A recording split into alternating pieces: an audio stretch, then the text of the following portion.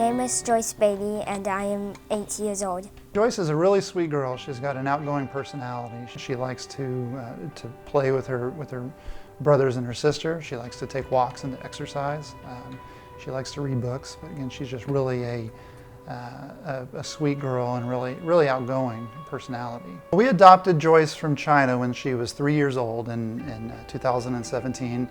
At the time, we had already adopted her 2 brothers from China, and the adoption agency that we were working with sent us her information, asked if we were interested in adopting her, and we knew at the time that she had some eye issues. They listed it as glaucoma. When we brought her back here to the United States, they diagnosed her with a condition called aniridia, which is a lack of irises in the eye. You don't have irises in the eye. It's a genetic condition that she was born with.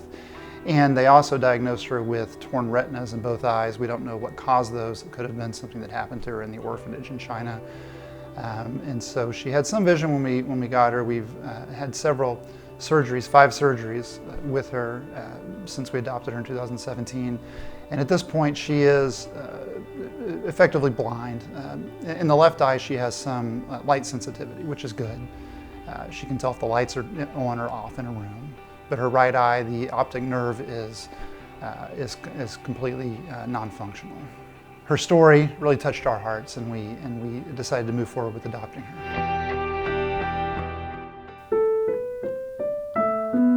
She had been in an orphanage where she had really been, I think, maybe neglected is the word, and so she wasn't speaking much.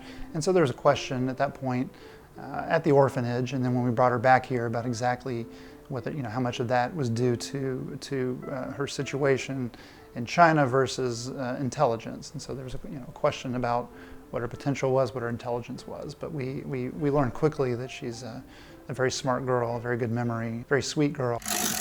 I read with my fingers left to right, and because there's bumps and I can feel bumps, and there's words that I can read. I miss you.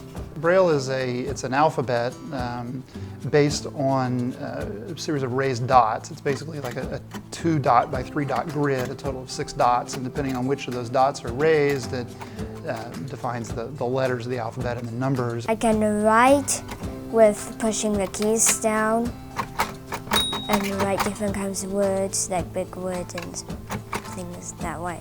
It's based on an alphabet and numbers like what we have in written English. Like a child learning a new language, it became something that she just learned as early as possible and became sort of ingrained in her. I hope you have a good summer. Well, I have been reading and writing Braille about 3 years, and I type on a regular computer keyboard which has JAWS on it, and I use that. And I can go to different kinds of things like Flash, Microsoft Edge, Word documents, and things like that. We learned about the Braille Challenge through her TVI. TVI is a teacher for students with visually impaired. It's an annual competition for blind and visually impaired students.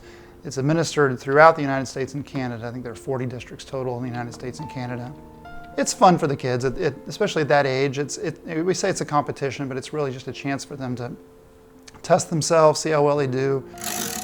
We started last year. The TVI at Conroe ISD recommended that Joyce was doing very well to participate in the Braille Challenge. Joyce was always up for a challenge. She thinks it's fun. She's competitive. She likes to do well, and it presents goals for her as well to set out and improve and work at the different aspects that are involved in the Braille Challenge. There are 4 areas that they're tested on. One is spelling, and one is reading comprehension, so reading a passage and then being able to answer questions correctly on it. One is like editing, essentially reading a sentence or a passage and being able to discern what any mistakes are in the passage. And then the last one is Braille contractions. My TVI Miss Andrea told me about it and encouraged me to try it. My family helped me get ready for the Braille Challenge. There were 10 finalists that qualified as finalists after the first round of testing. Joyce was one of the 10, again, throughout the United States and through Canada. I made it to the top 10. We know how hard she's worked, we know how smart she is, and really how focused she can be. We're really excited for her. We're excited to find out the results on July 30th. And if she does at the top or places at the top, that's great, but we're really just happy that she worked as hard as she could and was excited about it herself.